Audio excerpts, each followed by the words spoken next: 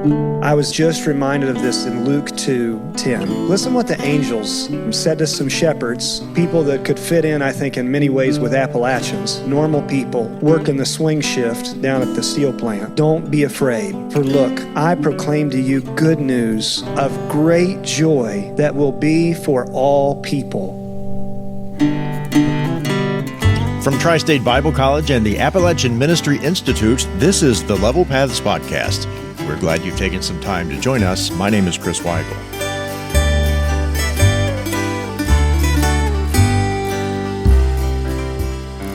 It's Christmas time, and we can't talk about Christmas without traditions.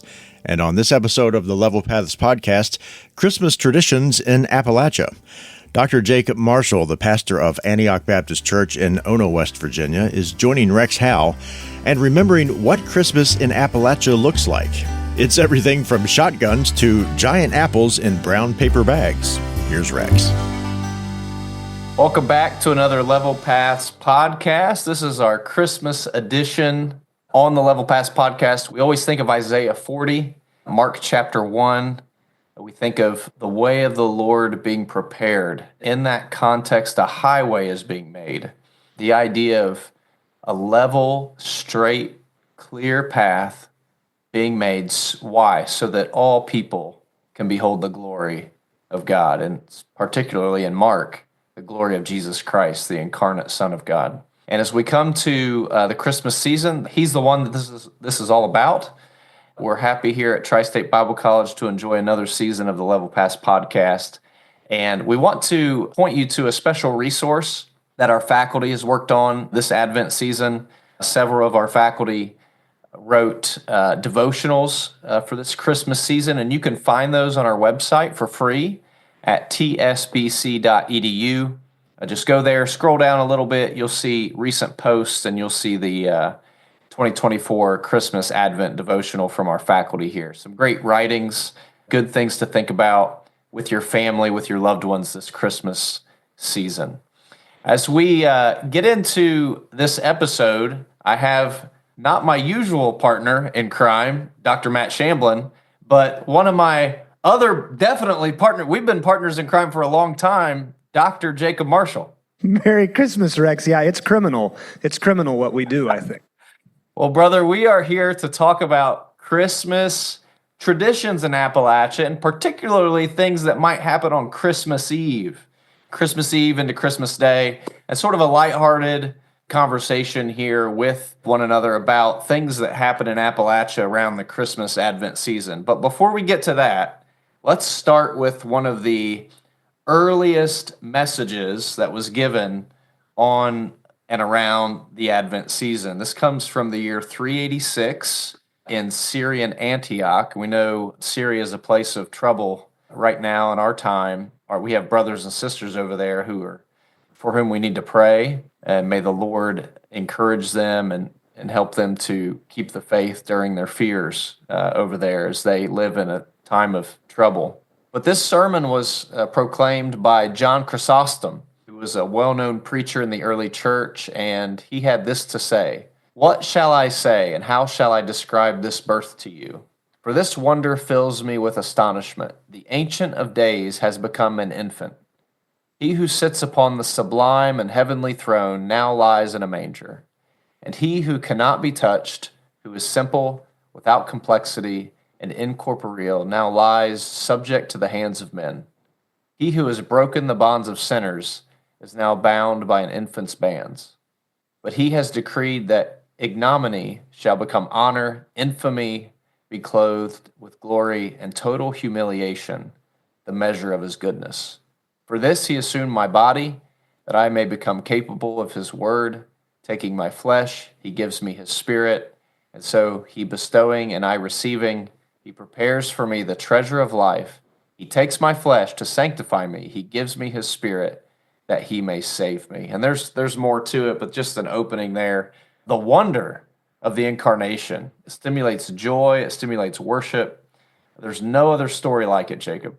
I think of Chuck Swindoll. He used to always tell us in chapel, he would come in and he'd say, "Guys, pause and just let the wonder in. Don't be so enmeshed in all of the getting the events of Christmas done, or getting the message finished, or getting the music put together, don't forget to just stop and go, wow, God, who is like you? Who is like you? Praise God. Just a good word, Rex. Yeah, Dr. Phillips around here, he'll say, let the scriptures breathe a little bit.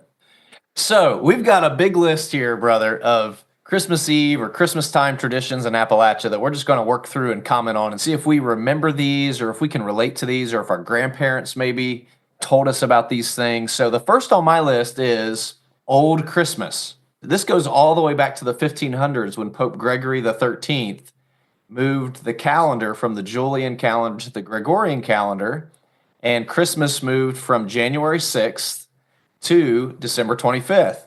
And as I was reading up on this, because it's an Appalachian tradition, and I'll tell you why in a second, but the English and the Scots really resisted this change. And I think it was in the 1700s that they finally embraced it. And then coming over to the Americas, it was even slower. And particularly in Appalachia, it was slower. Not necessarily because there was a lot of resistance, but because we just didn't know that the date has changed. There's a tradition not too terribly long ago, really the 1800s, where people were still practicing Christmas on January 6th. Now, the interesting thing, did your family tend to leave lights up long past Christmas? We did. We kept them up not too long. You people know who you are that keep them up year long. No, we ridiculed those people, Rex. Listen, we weren't Pharisees, but Christmas light people, I don't want to get legalistic here, but they need to be down by January the 1st, or at least around that. If they're still up in February, you're probably going to need to talk to your pastor. What about January 6th?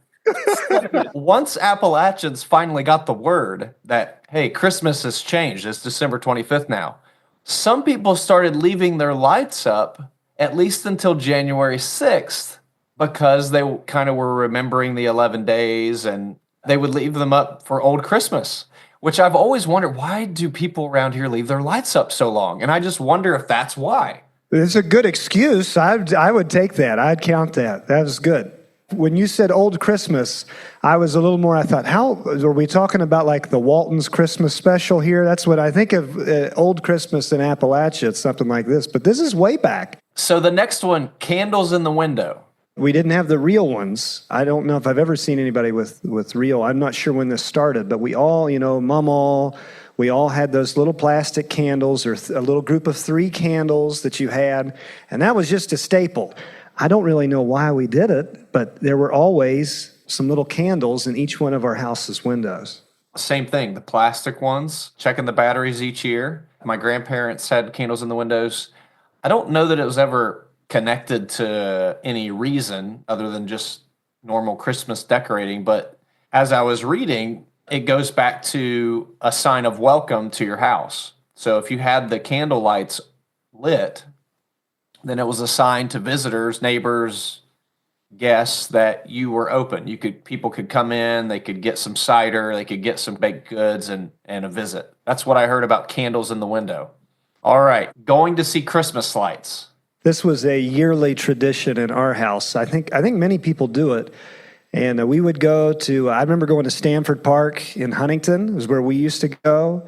My dad was a Huntington firefighter, so we go to some of these nice subdivisions, and I just remember being a kid thinking, oh, wow, this is amazing. So that was pretty regular. It was a special night to be like, hop in the car and go look at Christmas lights. We did that too. I definitely remember planned time. On this day, this night, we are going to bundle up and we're going to go drive for a while, and we're going to go to these neighborhoods and look at the Christmas lights. Ashland Park, that was a common place we would go, besides the neighborhoods around Wheelersburg that we would go to. It was almost like there was this feeling associated with seeing the lights in the midst of the darkness. And I don't know how to describe it exactly. You know what I'm talking about? There was this sort of feeling, being with the family, seeing the light in the darkness. It was just magical as a kid. There was warmness to it. I think I look back, and there were so many things there's so much good, so much neat from it, things that I enjoyed, but sometimes it was often just disconnected from, why does this click with my heart? From a kid to an older adult, why Why are things that are so deeply good, Aslan will call it the deep magic in Narnia? Why is there certain things that reverberate, even if as a toddler to a teen to an adult? Now, this one's a little strange, Jacob. I tried to track down the origin story, but there are numerous origin stories to this myth or belief or whatever we may call this. And I had not heard this from any of my relatives.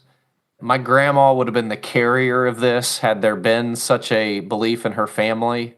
But animals talking at midnight on Christmas Eve. Have you ever heard anyone talking about that? No, I haven't. This one's new to me. Many lists of Appalachian Christmas traditions have this listed. I just don't know much about it, so I would love to hear more. Now, the next one, I have experience with this one, but I don't know that I have experience with the original way in which this went.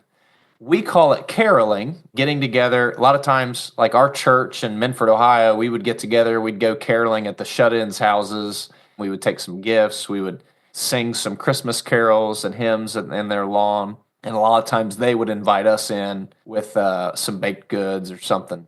Okay, before I go into the older history of it, do you have memories of that? This was common for us when I grew up at church. We'd go caroling. I remember getting pulled around in a wagon, a tractor pulling us around to some neighborhood places one year. Yeah, going around and caroling to people in our church, but also some people too that we just knew were community members who might need a little bit of extra encouragement that season that were older. This is a definite one that we still kind of do, even that my kids and I have done a few times with our church now. I actually think this is an excellent ministry today. I think this is something that is a good outreach activity. There are so many elderly in Appalachia. It's a way for us to love them, members of our church or otherwise. I also think what you said about people maybe who are just in a rough spot. This is something that could really brighten someone's day, that you would think of them, that you'd bring, songs oftentimes encourage people, and especially if you bring some baked goods and just contact with people who are struggling. I think this is a great, great tradition that shouldn't be lost. Yeah, we had like a whole Christmas card collection as we got close to Christmas too. Did your church have a Christmas card culture? Ours growing up did, and I've done that a few times since. It's kind of passed or faded away, but a few times I've sent some handwritten Christmas cards to people. It's been another way. Maybe you're not a singer or you're not a caroler, you don't have a group of people, but a handwritten Christmas card, especially to an older person in Appalachia, it might open up a really special conversation. That's a special thing. It's not done a lot today. Now, what we do as a family, when we get Christmas cards from folks, these days we get them from people in the tri-state, but we also get them from Texas and Illinois, probably like you and Sam do. We keep them, and then after Christmas, we pray for the cards. So we'll get them out at dinner. We'll get 2 or 3 out, and we'll take turns praying for the cards until we get all the way through them. So it's a way for us to really connect with people across the country that we haven't seen in a bit, and keep them in our prayers, and maybe even reach out to them actually because, we haven't talked to so-and-so in so long. We prayed for them. We're going to reach out and follow up, see how they're doing.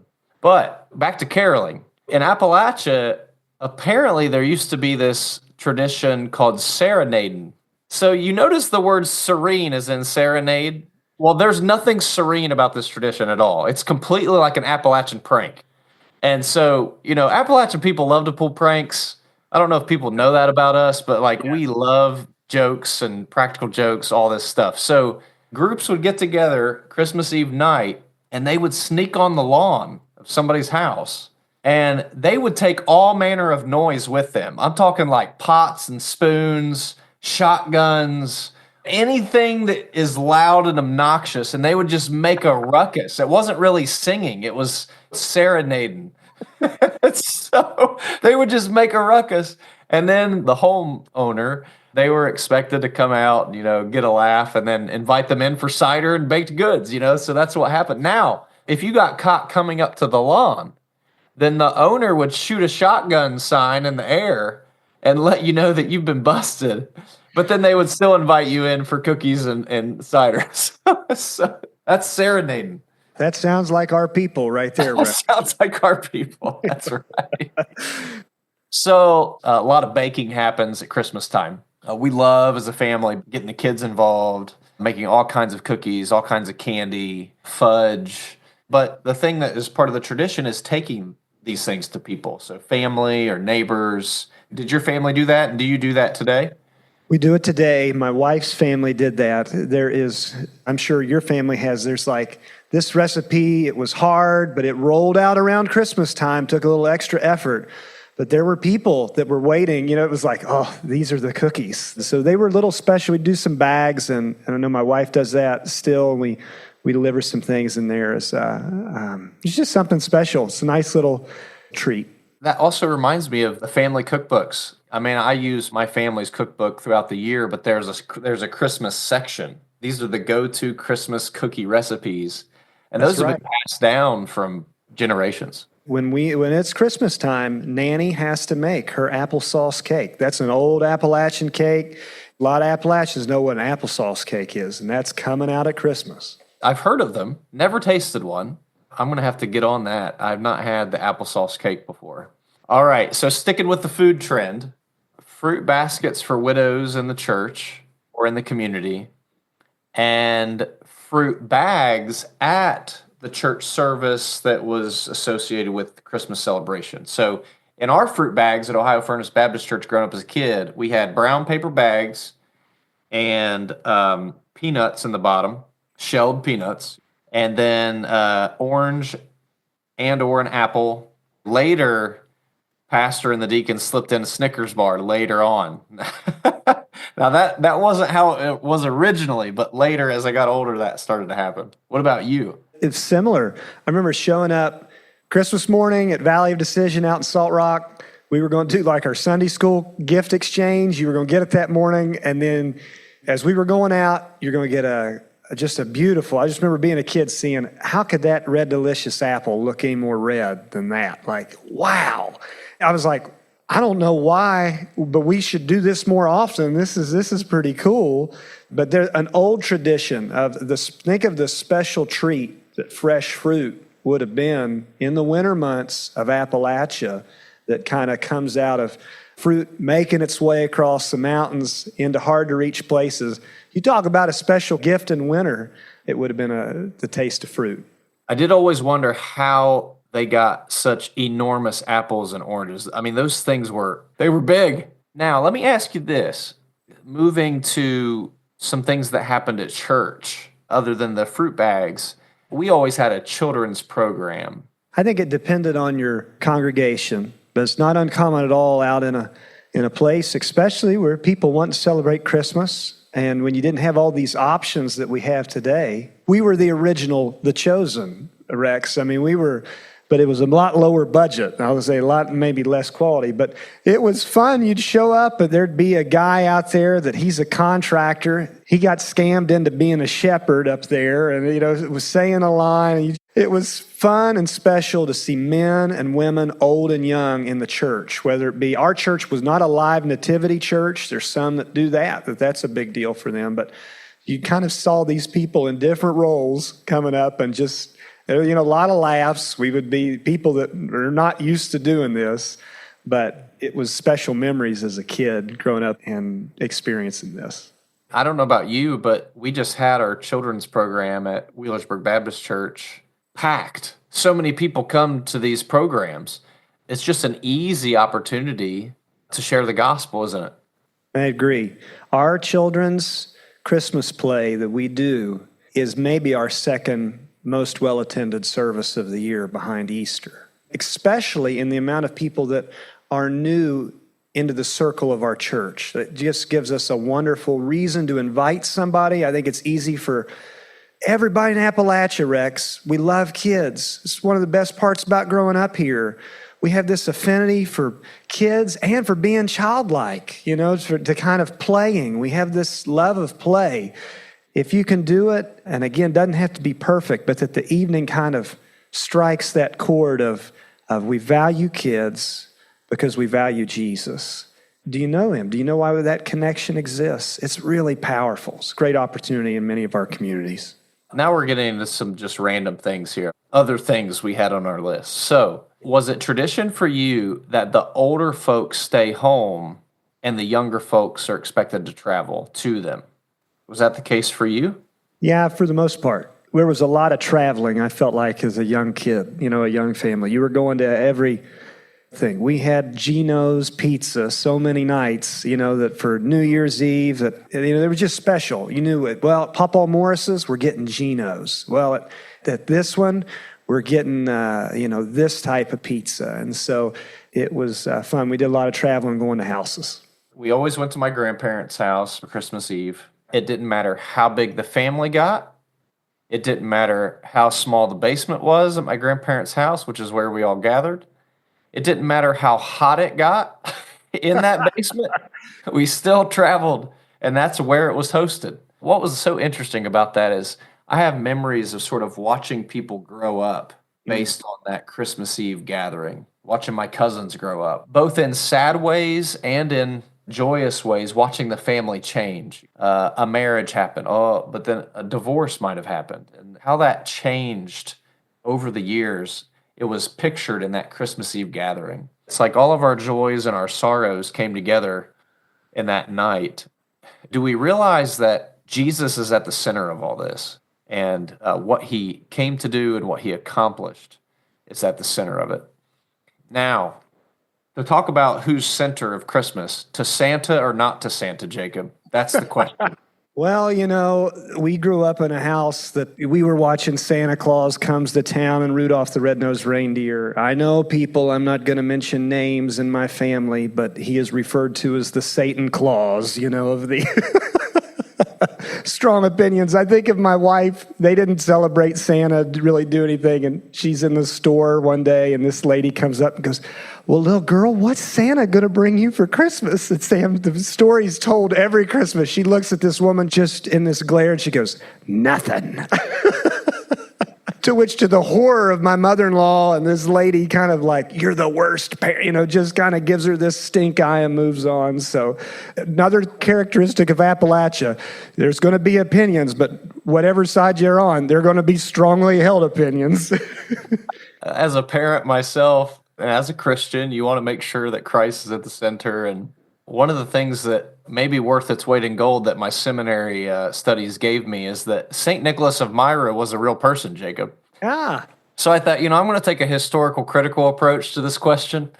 So we're going to talk about Santa in his historical context, Amy. That's what we're going to do. Yes. So I found ways to sort of straddle the fence, if you will, on the Santa question with the story of St. Nicholas and how he loved Jesus, and he was a really, really faithful Christian man, but definitely some household discussions go on around Santa Claus.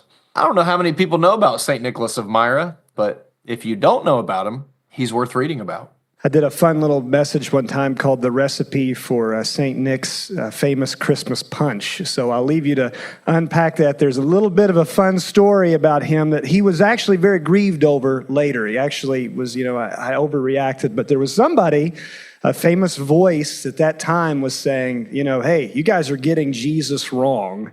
And it worked St. Nick up so much that he stood up and did something about it, kind of boxed the guy on the ears a little bit in a church council. And St. Nick was right, by the way. Yes, he was. Right. To continue in our this or that, eggnog or not to eggnog, Jacob, what do you think? There's strong feelings about this, Rex. I am an eggnog snob. My dad and I, we were passing this tradition on, but it may die with me, Rex. Currently, there is no one in the Marshall household except my wife, who I think only does it to just tolerate me. But there's no one in the Marshall household who would probably say eggnog is anything less than disgusting. But I think it's one of my favorite holiday traditions of the year. Yeah, I'm going to have to side with your wife on that one, brother. Now, my wife is with you. She likes eggnog. They always have eggnog in their family. We didn't have eggnog in our family growing up. To me, if all of it was dumped out in the ocean, I'd be fine with it. All right, before it gets too hostile, let's go on to favorite movies, Jacob.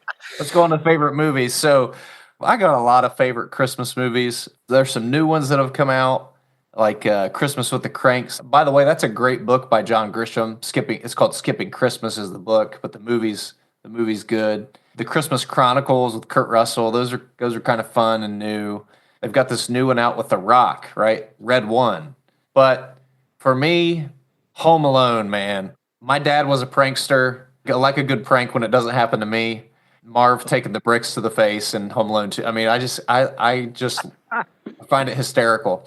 So Home Alone is classic for us. What about your family? Our favorite movie that we're going to watch multiple times leading up, we've got to see The Muppets Christmas Carol. We know the songs, so we look forward to watching The Muppets Christmas Carol together. One that was my favorite, but it's kind of changed with my kids, was The Christmas Story. The Christmas Story with Ralphie and Randy and those guys. That was one of my favorite. But my kids haven't grasped onto it like I thought they would. But Home Alone is definitely the one that's like the family favorite at this time.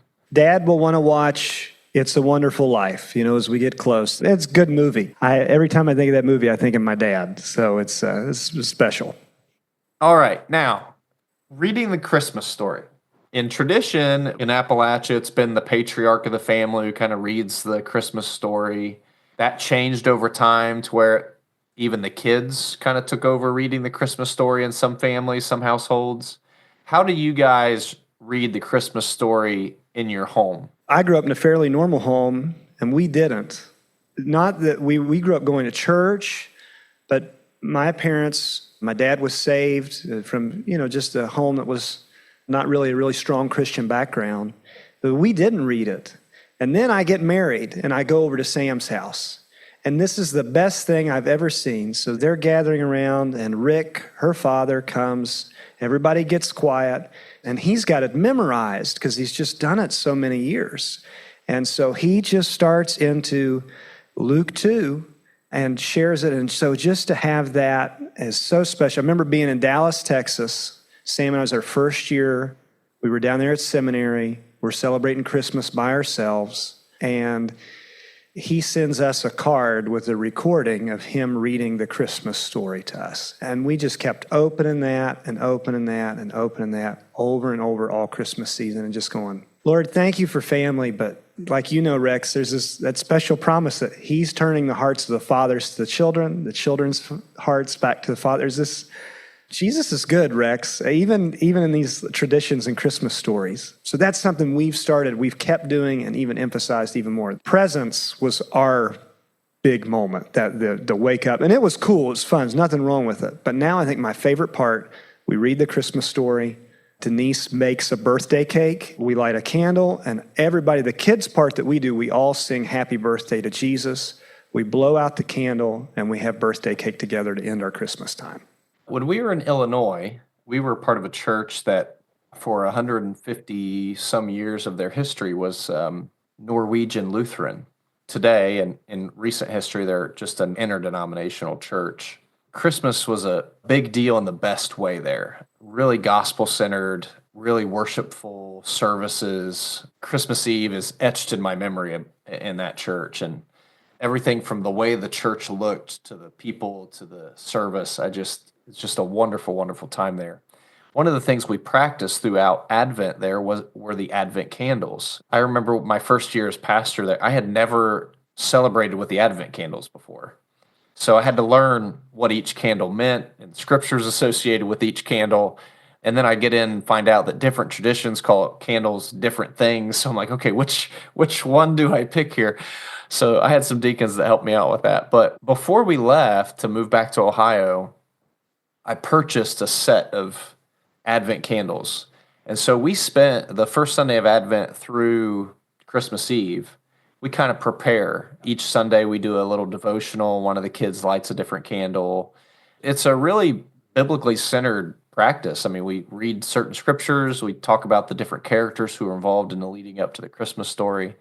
So Christmas Eve night, we light the final candle in the Advent candle. And I'll leave it to you guys to figure out what that candle is. I'm not going to go into that here. But then Christmas morning, we wake up, and the very first thing we do is we move the nativity set from its usual place to the dining room table. The kids are in charge of moving the characters into place as I read from Luke chapter 2. So as I read, then the kids got to move all the characters into place as they come up in the story. And then we do our final prayer for Advent. and then we eat, and then we open presents. But it's a great time as a family. All right, brother. So one of the things we're talking about is Christmas being one of the best times to talk to others about Jesus. It is one of those times where I think still, especially maybe not in the whole country, but at least in Appalachia, there's something that still opens the heart to God this time of year. There's sort of almost a willingness to consider. Definitely. There are things that we grow callous to, the busyness of life and all of these things. Now, there's still grief and suffering in Christmas.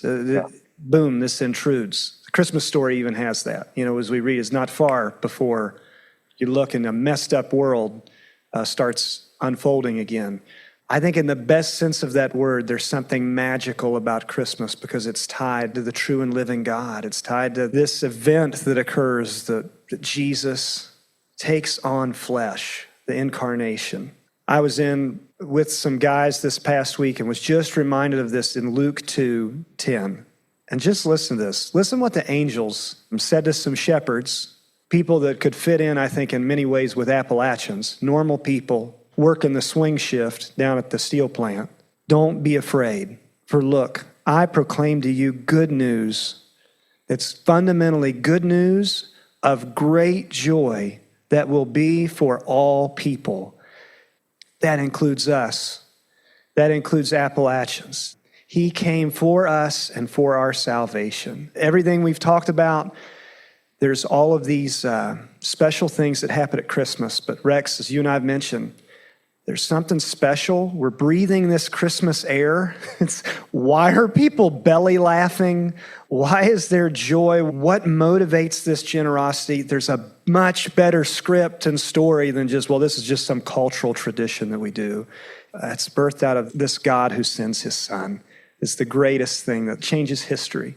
For us as parents, as neighbors, pastors, Sunday school teachers, vocational workers down at the steel plant, being a nurse out on the floor, for us to just realize and go, let's enjoy the Lord, let's delight in him, but let's also look for intentional opportunities and moments to make a bridge. And maybe that's shepherding some believers in our lives, and maybe that's shepherding some unbelievers in our lives towards Jesus. And just going, I want to invite you in on this. I can't contain it. I want you to know the Christ of Christmas. It's still true today what John said in chapter 1 of his gospel. There's a light that shines in the darkness, and that light is the life of men. We need that light today. You can have it today, and God is a God who loves to give if only you'll receive it. We wish all of our supporters and listeners a very Merry Christmas and a Happy New Year.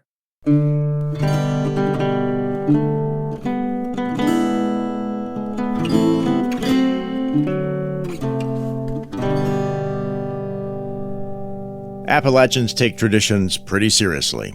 And if something has been done this way, then that's how we're going to do it. And it's especially true at Christmas. But like Rex said, no matter what the tradition, Christmas is still the celebration of God the Son coming to earth and becoming the sacrifice and payment for our sins. Everyone at Tri-State Bible College and the Appalachian Ministry Institute hopes and prays that Jesus is the center of your Christmas this year. Tri-State Bible College and the Appalachian Ministry Institute exist as a resource, and no matter what need you may have, Rex Howe and Dr. Matt Shamblin want you to reach out to them today. Rex Howe is the president of Tri-State Bible College. You can contact him by email at rex.howe@tsbc.edu. And you can reach out to Dr. Matt Shamblin at the Appalachian Ministry Institute by email, matt.shamblin@tsbc.edu. The Level Paths podcast is an outreach of Tri-State Bible College and the Appalachian Ministry Institute.